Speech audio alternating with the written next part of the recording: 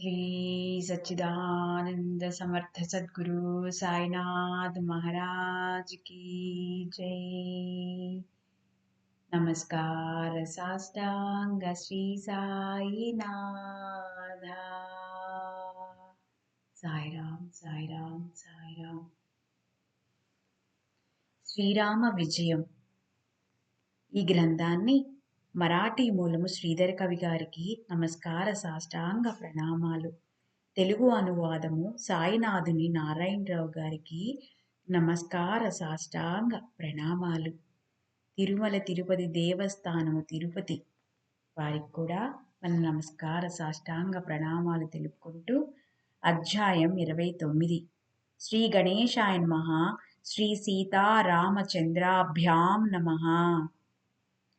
రామకథ పరమపావనమైనది, అమృతానికన్నా ఎంతో మధురమైనది. దేవతలు సుధారసపానం చేసిన కల్పాంతంలో మరణం తప్పదు. అమృతం నాలుకను తీపి చేస్తుంది. అది చెవులకు కళ్ళకు తృప్తి కలిగించలేదు. కానీ రామకథ అలా కాదు, సర్వేంద్రియాలకు తృప్తి కలిగిస్తుంది. సుధారసం సేవిస్తే గర్వం పెరుగుతుంది. కథామృతం గ్రోలితే మదమాశ్చర్యాలు నశిస్తాయి. త్రివిధ తాపాల దుఃఖము నష్టాలు కష్టాలు సద్భక్తులకు ఎన్నటికీ కలగవు. కథామృత శ్రవణం చేయటానికి కారణభూతుడైన ఆ రఘురాముని చరణాలకు మోకరిల్లి ముందు కథను కొనసాగిద్దాం. అమృతాన్ని ఇంద్రుడు నిరంతరం సేవిస్తాడు. కానీ సర్వలోకాలు రామకథామృత పానం చేస్తాయి. స్వర్గంలోకంలో నివసించేవారు కూడా రామకథను శ్రవణం చేయటానికి సదా అభిలషిస్తారు. భక్తజనులంతా రామకథ సుధాపానం చేద్దాము. ఇంద్రజిత్తు కాపట్యం. గత అధ్యాయంలో ఇంద్రజిత్తు యుద్ధభూమిలో నిలబడగా వానరులు భల్లూకాలు శిలల వృక్షాల వర్షం కురిపించారు. సేనకు అగ్రభాగంలో ఆంజనేయుడు నిలబడి ఇంద్రజిత్తును చూచాడు. ఇంద్రజిత్తు పరమ దురాత్ముడు. కుటిలమైన మాయాజాలంతో మాయాసీతను సృష్టించి రథంలో కూర్చుండబెట్టుకున్నాడు. వన్నెపెట్టిన బంగారు వర్ణంతో మోహన రూపంతో సకల వస్త్రాభరణ భూషితయై చంద్రబింబం లాంటి ముఖము సర్వలక్షణాలతో నిర్మలంగా విరాజిల్లుతున్నందున ఆమె మాయతో సృష్టించబడిందని ఎవ్వరికీ తోచలేదు. మేధావులు కూడా ఆమెను నిజమైన సీతమ్మ తల్లి అని నమ్మాల్సిందే. ఆ విధంగా మాయా సీతమ్మను సృష్టించి ఇంద్రజిత్తు మారుతితో, ఒరేయ్, మీ స్వామి పత్ని జానకిని బాగా చూడు, ఆమె రాముని భార్య. ఈ దేవత త్రేతాయుగంలో మా కులాన్ని నాశనం చేయటానికి జన్మించింది. పంచవటి నుంచి అసంఖ్యాకమైన అసురులు నానా బాధలు పడి సంహరింపబడ్డారు. ప్రహస్తుడు అతికాయుడు మహోదరుడు దేవాంతక నరాంతకులు కుంభకర్ణాది రాక్షసులందరూ ఈమె వల్లనే మరణించారు. పనస అనుకుని ఉమ్మెత్తకాయను, ముత్యాల హారం అనుకుని సర్పాన్ని, సుందర రత్నం అనుకుని నిప్పుకణికను తెచ్చినట్లు మేడి పండు వంటి అతిలోక సౌందర్యవతిని మహారాజు తెచ్చాడు. నక్షత్రం ప్రతిబింబాన్ని నీటిలో చూచి వల వేసినట్లు సీతమ్మను లంకకు తెచ్చి అనవసరంగా కష్టాలు కొని తెచ్చుకున్నాడు. కారకులు పాపి అయిన ఈమె వల్ల రాక్షస వనమంతా తగులబడిపోయింది. అటువంటి పరమచండాలురాలైన ఈమెను వ్యర్థంగా ఎందుకు ఉంచుకోవాలి అంటూ కత్తి దూసి ఆ మాయా సీతను వధించాడు. సీత శిరస్సు ఖండించి మారుతికి చూపించి, ఇక రాముని అయోధ్యకు వెళ్ళమని చెప్పు అన్నాడు.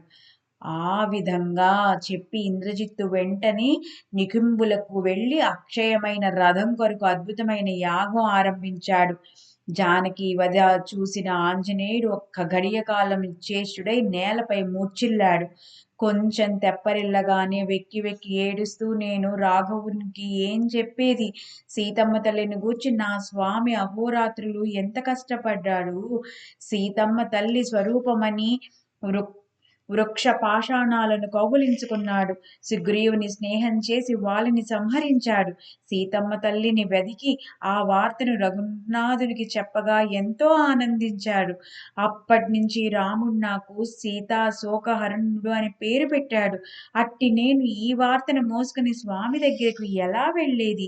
ఇంద్రజిత్తు శరధాటికి పడిపోయినప్పుడు ద్రోణాచలాన్ని తెచ్చి రఘురాముని సంతోషపరిచినందుకు నన్ను ఎంతో ఆదరించాడు.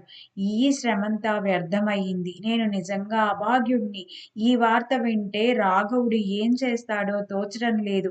నేను ఇంతకు ముందు రఘునాథునితో జనకపుత్రి క్షేమంగా ఉన్నదని చెప్పాను. ఇప్పుడు జానకమ్మ తల్లి వధించబడిందన్న వార్త రామచంద్రునికి ఎలా చెప్పేది?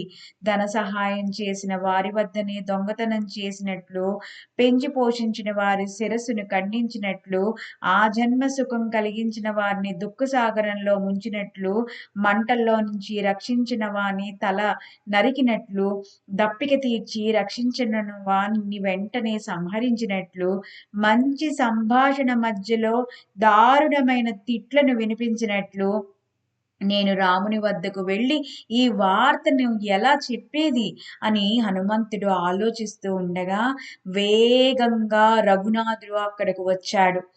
హనుమ తల వంచుకుని వెక్కిళ్ళు పెడుతూ భయో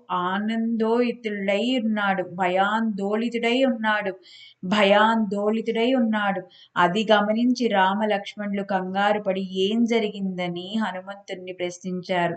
హనుమంతుడు గుండెలు పగిలేలా ఏడుస్తూ జరిగిందంతా విన్నవించాడు. జానకమ్మ తల్లి యుద్ధభూమికి తెచ్చి ఇంద్రజిత్తు వధించాడనగా సారంగపాణి అయిన రామునికి దుఃఖం ఆగలేదు. ఆకర్ణాంతం అశ్రుధారలు కారసాగాయి. రామసేనంతా హాహాకారాలు చేశారు. మంగళ రూపుడైన రఘునందనుడు సీత గుణగణాలు తలుచుకుని దుఃఖించుచుండగా లక్ష్మణుడు రాముని పాదాలపై వాలాడు.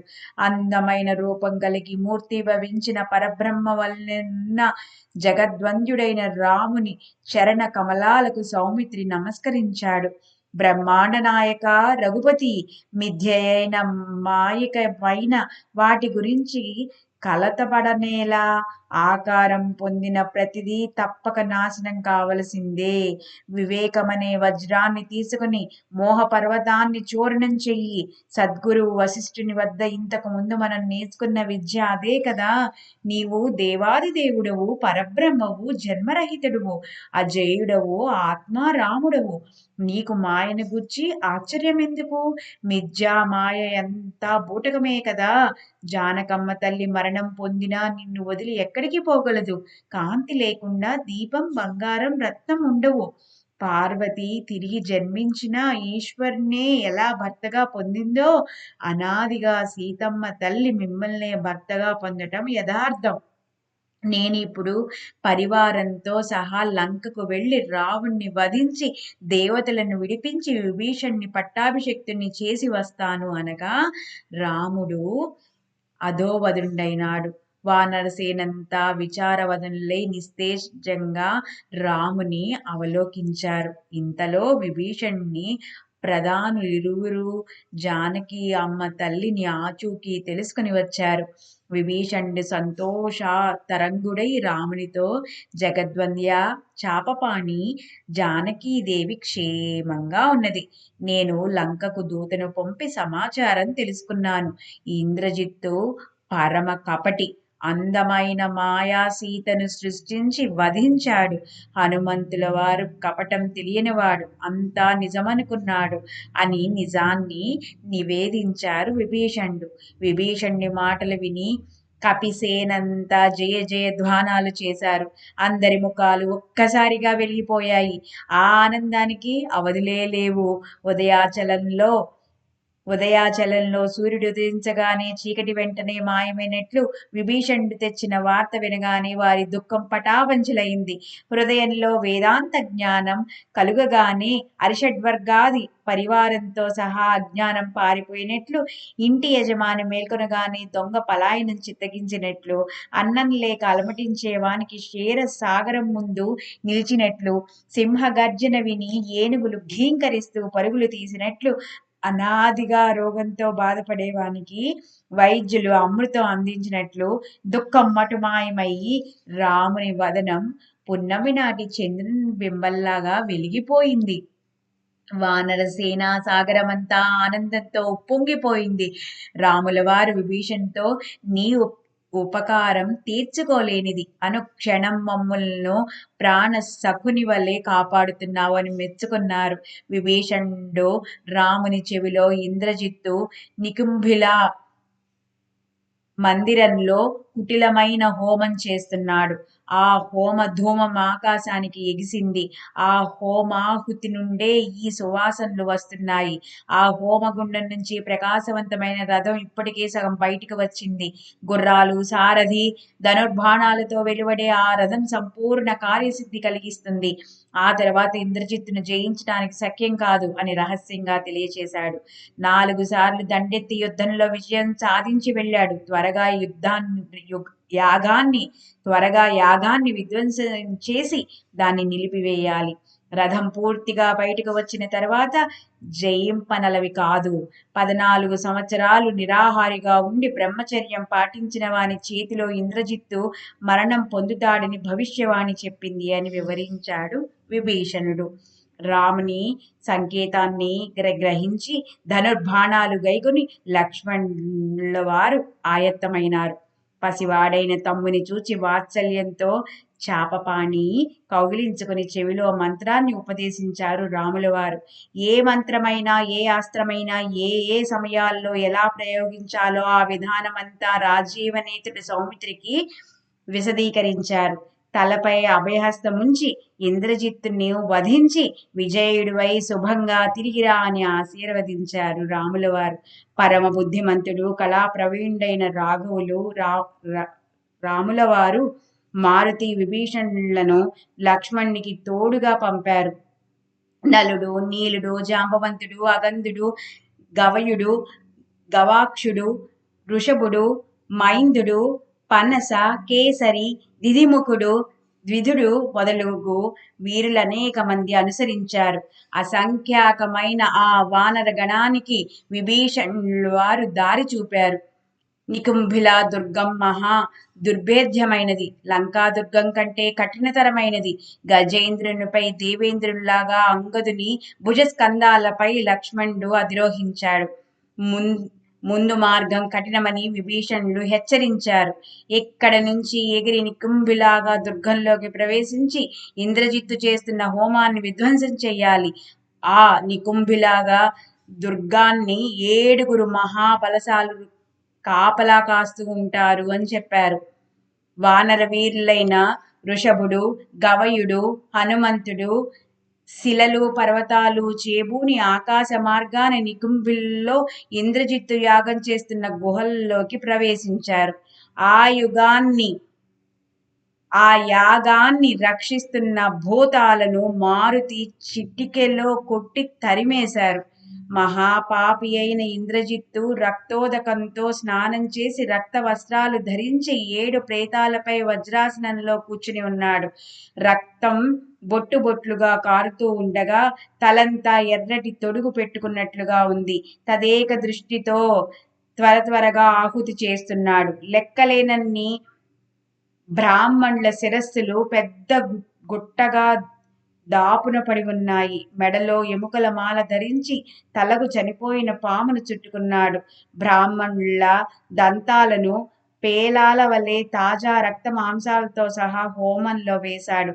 అగ్నిలో నుంచి సూర్యుని కంటే తేజస్సు గల రథం వెలువడుతూ ఉండగా అభాగ్యునికి దివ్యనిధి పొందబోయే సమయంలో విఘ్నం కలిగినట్టు హనుమంతుడు ఒక్క పర్వతాన్ని హోమగుండంపై పడేసి సర్వనాశనం చేశారు. అగ్ని చెల్లా చెదిరై నలువైపులా వ్యాపించింది. ఆరాధ్య దేవత వెనుదిరిగిపోగా అగ్ని రథాన్ని తిరిగి తనలో ఇముడ్చుకుంది. గొప్ప అనర్థం వాటిల్లింది. ఇంద్రజిత్తు వీపు పైన వృషభుడు కాలకృత్యాలు తీర్చుకున్నాడు. యజ్ఞ పాత్రలు విసరగొట్టి హోమాద్రవ్యాలన్నీ పారబోసి వానరులంతా వెళ్ళిపోయారు. ఆ రణగొణ ధ్వనికి శక్రజిత్తు సావధానుడై జరిగిన వైపరీత్యానికి ఎంతో దుఃఖించాడు. నా దేవత ఎంతో క్షోభించి ఉంటుంది. దీన్ని శత్రువులు ఎలా సాధించారో, నా ఆయుర్దాయం ముగిసిపోయే సమయం ఆసన్నమైందనుకున్నాడు ఇంద్రజిత్తు. ఇంద్రజిత్తు కుపితుడై ఒక దివ్య రథాన్ని అధిరోహించి అద్భుతమైన సేనతో నికింబిల నుండి యుద్ధానికి బయలుదేరి కపిసేన ముందు నిలిచాడు. నక్షత్రాల్లోని చంద్రుని వలె, గ్రహాల మధ్య సూర్యుని వలె, వానరుల వీరుల మధ్య వెలిగిపోతున్న సౌమిత్రిని చూచి యుద్ధానికి సన్నద్ధమయ్యాడు. పర్వతాలలో మేరు పర్వతం వలె ఇంద్రజిత్తు రథారూఢుడు కాగా రాక్షస సైన్యమంతా వానర సేనతో తలపడింది. రాళ్ళు, చెట్లు, పర్వతాలు గైకొని వానరులు పరుగులు తీశారు. రాక్షస దళాలు వారిని తట్టుకోలేక నేలకూలాయి. శూలం, కత్తి, శక్తి వంటి ఆయుధాలతో అసురులు, వానరులు పొడిచి చంపేశారు. కానీ నలుడు, నీలుడు, జాంబవంతుడు, ప్రతాపరుద్రుడైన హనుమంతుడు లాంటి వీరుల ధాటికి ఎంతో మంది అసురులు అసువులు బాశారు. అసమానమైన శత్రువుల పరాక్రమం చూచి ఇంద్రజిత్తు మిక్కిలి కోపించాడు. పైగా హోమాన్ని నాశనం చేశారన్న అక్కసుతో పళ్ళు పటపటా కొరికాడు. దెబ్బతిన్న పాములాగా, తొండం మెలితిరిగిన ఏనుగులాగా, ముక్కు మీద దెబ్బపడ్డ పెద్ద పులిలాగా, అవమానం పొందిన మహా తపస్విలాగా, ఆజ్యం పోసిన అగ్నిలాగా ఇంద్రజిత్తు క్షోభిల్లి వేగంగా రథాన్ని ముందుకు నడిపాడు. ఏనుగును చూచిన మృగరాజులాగా ఆదిశేషుని అవతారమైన లక్ష్మణుడు సింహానాదం చేసి వింటిని సంధించి ఒక దివ్య బాణాన్ని వేసి మెరుపులాగా ముందు ఉరికాడు.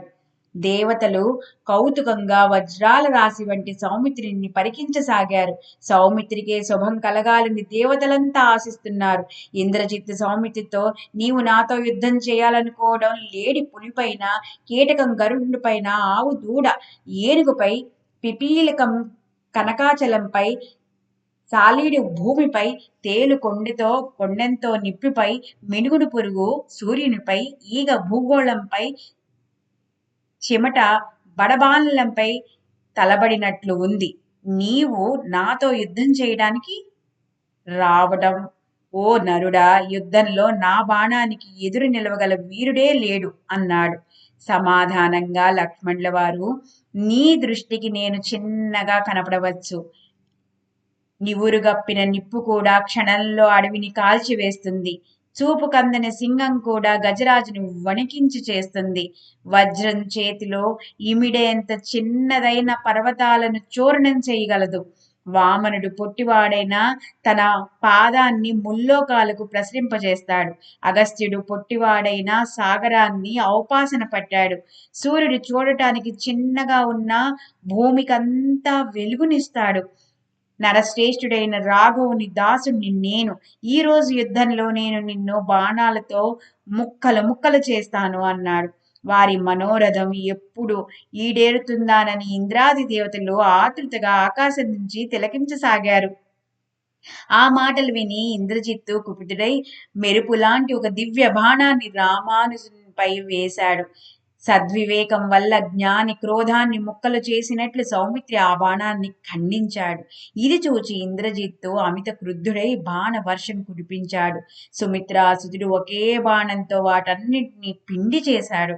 సూర్యుడు ఉదయించగానే ఆకాశంలో నక్షత్రాలుప్తమైనట్లు, సుడిగాలి వీచగానే మేఘాలు చెల్లా చెదురైనట్లు, ఆంతర్యంలో బోధ కలుగగానే అనేక పాతకాలు నశించినట్లు, అనేకమైన సంసార దుఃఖాలను ఆత్మజ్ఞానం హరించినట్లు ఇంద్రజిత్తు వేసిన బాణాలన్నింటినీ లక్ష్మణులు అవలీలగా ఛేదించాడు.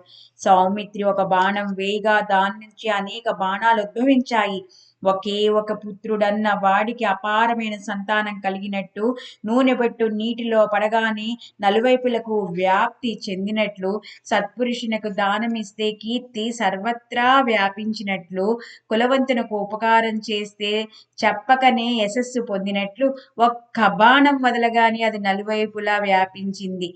గురి చూసి సౌమిత్రి ల- 1,00,000 బాణాలు వదిలారు. కానీ ఇంద్రజిత్తు చిటికలో వాటిని ముక్కలు చేసి మూల వేశాడు. లక్ష్మణుని పరాక్రమం చూసి ఇంద్రజిత్ మెచ్చుకోలుగా తల పంకించాడు. రణధీరుడెప్పుడూ తన స్థానం తప్పడు. ఈతడు నైపుణ్యం గల యోధుడు. తదుపరి ఇంద్రజిత్తు మంత్రం జపించి వారుణాస్త్రం సంధించాడు. దాంతో ఏనుగు తొండం వంటి ధారతో మేఘాలు వర్షించగా సంపూర్ణంగా వైరాగ్యం కలగగానే సంసారం దుఃఖమంతా పటాపంచలైనట్లు లక్ష్మణ్ణి వ్యాస్త్రానికి మేఘాలతో పాటు ప్రచండమైన ఇంద్రజిత్తు సేన కూడా చెల్లా చెదరైంది. ఇంద్రజిత్తు ఒక మహాపర్వతాన్ని గాలికి అడ్డం పెట్టగా సౌమిత్రి వజ్రాస్త్రంతో ఆ పర్వతాన్ని ఛేదించారు. మంచి చెడు వివేచన తర్వాత కామ క్రోధాలు మాయమైనట్లు పర్వతం పిండైపోయింది. తదుపరి ఇంద్రజిత్తు బడబానలాస్త్రం వేయగా సౌమిత్రి సాగరాస్త్రంతో ఖండించారు. అగాధమైన సాగరాన్ని చూచి ఇంద్రజిత్తు అగస్త్య మంత్రం జపించారు. క్షణంలో సముద్రం ఇంకిపోయింది. ఇంద్రజిత్తు పాపాస్త్రం వేయగా లక్ష్మణుడు నామాస్త్రం సంధించారు. శక్రారి మహేశ్వరాస్త్రం ప్రయోగించగా లక్ష్మణుల వారు బ్రహ్మాస్త్రం జపించారు. బ్రహ్మాస్త్రం మహేశ్వరాస్త్రాన్ని పూర్తిగా కబళించింది. ఈ ఉభయుల కౌశలాన్ని జాంబవంతుడు హనుమంతుల వారు ప్రశంసార్థకంగా గమనించసాగారు. ఇంద్రజిత్తు విపరీతమైన కోపంతో మెరుపులాంటి 5 బాణాలు ఆకర్ణాంతం సారించి వదలగా అవి నేరుగా సౌమిత్రి గుండెల్లో గుచ్చుకున్నాయి. మేరు మందరాలనే పొడి చేయగల కఠోరమైన 5 బాణాలు కలిగించిన బాధను ఆదిశేషుని అవతారమైన లక్ష్మణుడు సహించి వెంటనే 9 బాణాలు వేయగా ఇంద్రజిత్తు కపాలంలో గుచ్చుకున్నాయి. ఇంద్రజిత్తు ప్రచండమైన వీరుడు, లక్ష్మణుడేమో బాల్యం తీరని వీరుడు. విభీషణుడు స్నేహపూర్వకంగా గద తీసుకుని ముందుకు వచ్చాడు. గదను త్రిప్పి ఇంద్రజిత్తు పైన వేశాడు. దాన్ని బాణంతో ఖండించి ఇంద్రజిత్తు విభీషణునిపై 5 బాణాలు వేశాడు. ఇవి విభీషణుని గుండెలో చొరబడ్డాయి. ఇది గమనించి జాంబవంతుడు కాలుని వలె పరుగున వచ్చి పర్వతంపై వజ్రం పడ్డట్టు ఇంద్రజిత్తునిపై పడి అరచేతితో చరచగా అశ్వాలతో సహా రథం చూర్ణమైంది. మేఘనాథుడు విరధుడై నేలపై నిలబడి యుద్ధం చేయసాగాడు. వెంటనే హనుమంతుల వారు విశాలమైన పర్వతాన్ని ఇంద్రజిత్తుపై వేశాడు. నలుడు, నీలుడు, వృషభుడు, అంగదుడు, శరభుడు, గవయుడు, గవాక్షుడు, కుముదుడు, కేసరి, పావకాలోచనుడు, మైందుడు ఒక్కసారిగా శిలపర్వతాలు గైకొని శక్రారిపై బలంగా వేశారు. ఆ యుద్ధాన్నంతా కుతూహలంగా దేవతల ఆకాశం నుంచి అవలోకించసాగారు. ఇంద్రజిత్తు అతి చతురుడు, గొప్ప పరాక్రమవంతుడు, రణకోవిదుడు. చిటికలో బాణ వర్షం కురిపించి పర్వతాలను పిండి చేశాడు. వెంటనే ఇంద్రజిత్తు మేఘాల చాటుకు వెళ్లి అక్కడి నుంచి వానరసేన పైన శరవర్షం కురిపించాడు. సౌమిత్రికి సరియైన స్థానం కల్పించడం కోసం హనుమంతుల వారు భుజాలపై సౌమిత్రిని ఎక్కించుకుని వెంటనే ఆకాశానికి ఎగిరారు. 12 గ్రామాల ఎత్తున ఇంద్రజిత్తు 100 యోజనాల పైన హనుమంతుడు నిలబడి అద్భుతమైన యుద్ధం చేశారు. తదుపరి ఇంద్రజిత్తు నేలపై దిగగా లక్ష్మణుడు కూడా దిగాడు. ఇంద్రజిత్తు వధ. సమస్త దేవతలు, ఋషిగణాలు లక్ష్మణునికి శుభం కలగాలని, యుద్ధంలో విజయం సాధించాలని ఆకాంక్షించారు. వెనక నుంచి వానర సేనంతా ఆవేశంగా గర్జిస్తూ చుట్టూ చక్రాకారంలో నిలబడ్డారు. ఇద్దరు అసహాయ సూర్యులే, ఆకాశం దద్దరిల్లేట్లు సింహానాదం చేయగలరు. మహావేశంతో బ్రహ్మాండాన్ని మృంగివేయగల సమర్థులు. ఇరువురి శరీరాల్లోనూ బాణాలు గుచ్చుకున్నాయి. నెమలు పుడివిప్పినట్లు పర్వతం పైన గడ్డి మొలిచినట్లు వారి శరీరాలపై బాణాలు కనపడుతున్నాయి. తదుపరి సౌమిత్రి తూణీరం నుంచి ఒక దివ్యాస్త్రాన్ని తీశాడు. ఆ బాణముఖం ముక్కంటి 3వ నేత్రం నుంచి వెలువడ్డ అగ్నిలాగా, మధ్యాహ్నం మండే సూర్యునిలాగా వెలిగిపోతున్నది. దాని నుంచి భూమిపైకి వెలువడ్డ ప్రకాశమైన కిరణాలను లెక్కింపనెవరికీ సాధ్యం కాదు. ఆ అస్త్రం రామ నామ ముద్రాంకృతమై దేదీప్యమానంగా ప్రకాశిస్తూ లక్ష్మణ్ణి మనోరథాన్ని తప్పక పూర్తి చేస్తుంది. ఆ బాణాన్ని ధనుస్సుపై ఎక్కుపెట్టి ఆకర్ణాంతం సారించి పూర్ణ బ్రహ్మ సనాతనుడు మాయాతీతుడు శుద్ధ చైతన్యమూర్తి సూర్యవంశజుడు అయిన రఘునందనుడు నిజమైనట్లయితే, నేను 12 సంవత్సరాలు నిరాహారంగా బ్రహ్మచర్యం పాటించిన వాణ్ణైతే, త్రికరణ శుద్ధిగా రామోపాసన చేసినట్లయితే, మంగళకారిణి జగన్మాత సీత అమ్మ తల్లిని నిజంగా పతివ్రత అయితే, హనుమంతుడు నిజంగా రామదాసుడైతే, శివకంఠంలోని హాలాహలం రామనామంతో సంపూర్ణంగా శమించినట్లయితే, ఈ బాణం ఇంద్రజిత్తు శిరస్సును ఖండించుగాక అని సంకల్పించి ఇంద్రజిత్తు కంఠానికి గురిపెట్టి బాణం వదిలాడు లక్ష్మణుల వారు. ఆకాశ మార్గాన వస్తున్న ఆ తీవ్రమైన బాణాన్ని చూచి శక్రారి నిర్వాణాబాణం వదిలాడు. కానీ ఇంతలో యమునువలే ఆ బాణం ఇంద్రజిత్తు కంఠం భుజాలు ఛేదించి ఆకాశ మార్గాన ఎగిరిపోయింది. రైతు కొడవలితో పంటను అవలీలగా కోసినట్లు ఆ బాణం త్రుటిలో శిరస్సును భుజాల సైతంగా తీసుకుని వెళ్ళింది. ఆశ్చర్యంగా భుజాలు ఎగిరి లంకలో పడ్డాయి. శిరస్సు క్రిందకి దిగుతూ కందకంలో పడిపోయింది. వృషభుడు పరుగున వెళ్లి ఆ శిరస్సును పట్టుకున్నాడు. అందరూ జయ జయ ధ్వానాలు చేయగా దేవతలు పూలవర్షం కురిపించారు. ఇంద్రుడు ఎంతో సంతోషించాడు. నేడు నా భాగ్యం పండింది. సౌమిత్రి దయవల్ల నేను నిజంగా దిక్కులు చూడగలుగుతున్నాను. దుదుంబి మరణిస్తే ఋషులంతా ఆనందించినట్లు ఇంద్రజిత్తు మరణానికి ఇంద్రుని ఆనందం ఆకాశం అంచులు దాటిపోయింది. లక్ష్మణుని పైన ఇంద్రుడు అనేక సార్లు పుష్పవర్షం కురిపించారు. ఇంద్రుని ముఖబింబం నిష్కళంకంగా క్షయరహితంగా వెలిగిపోయింది. ఇంద్రజిత్తు నేల రాలగానే రాక్షస సైన్యమంతా దీనవదులయ్యి ఇంద్రియాలన్నీ నిస్తేజం కాగా జీవోత్సవంలాగా తయారైంది. దీపమారగానే కాంతి నశించినట్లు, చంద్రుడు అస్తమించగానే వెన్నెల మాయమైనట్లు, పాట ఆగగానే స్వరాలన్నీ ఆగిపోయినట్లు, ఇంద్రజిత్తు పడిపోగానే సేనంతా వీగిపోయింది. సంపూర్ణంగా విజయం సాధించి లక్ష్మణుడు వెనుదిరిగాడు. అనేక సార్లు విభీషణుడు సౌమిత్రిని శ్లాఘించాడు.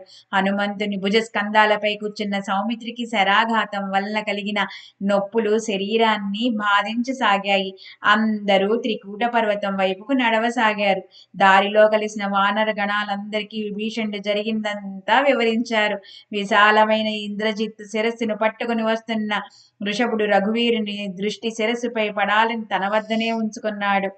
ఇదిలా ఉండగా త్రికూట పర్వతంలో ఎవరినైతే పరమేశ్వరుడు నిరంతరం ధ్యానిస్తాడో ఆ రాముల వారు సౌమిత్రిని గూర్చి చింతాక్రాంతుడైనాడు.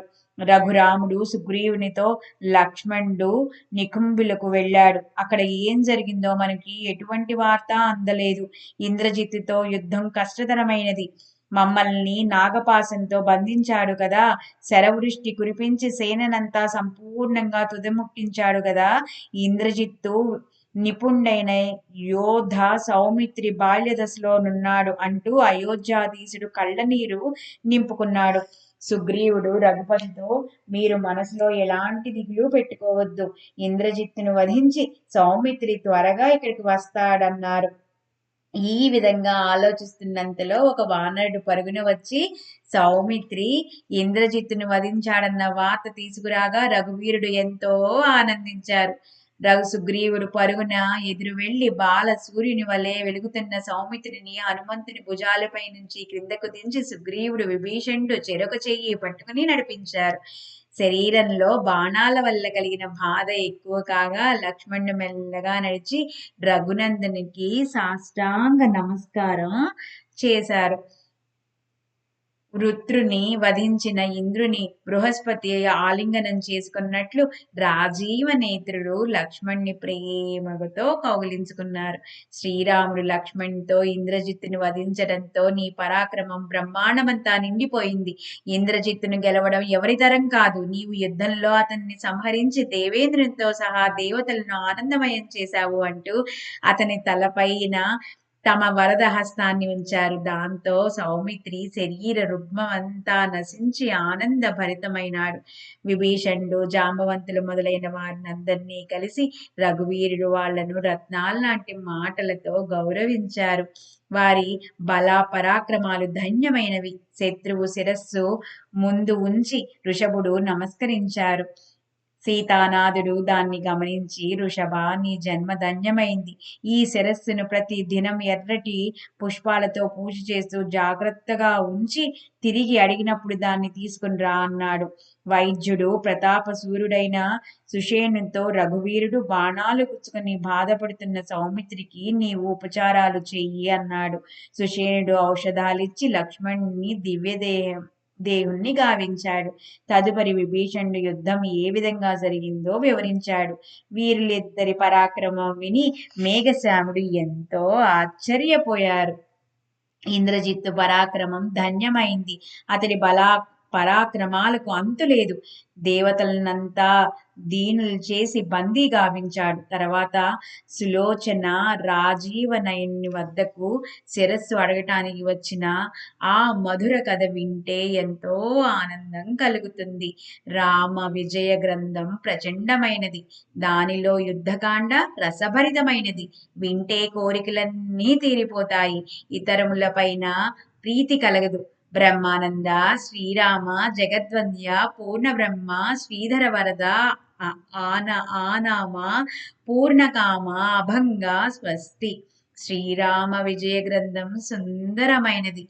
వాల్మీకి విరచిత శ్రీమద్ రామాయణ మహాకావ్యం ఆధారంగా రచించబడింది. చతురులైన భక్తులు సదా శ్రవణం చేస్తారు. శ్రీ సీతారామచంద్రార్పణమస్తు. శ్రీ సాయినాథార్పణమస్తు. 29వ అధ్యాయం. మధురం మధురం మధురం మధురం. శ్రీరామ రామ రామేతి రమే రామే మనోరమే సహస్రనామ తత్తుల్యం రామనామ వరాననే. లోకా సమస్తా సుఖినో భవంతు. స్వస్తి.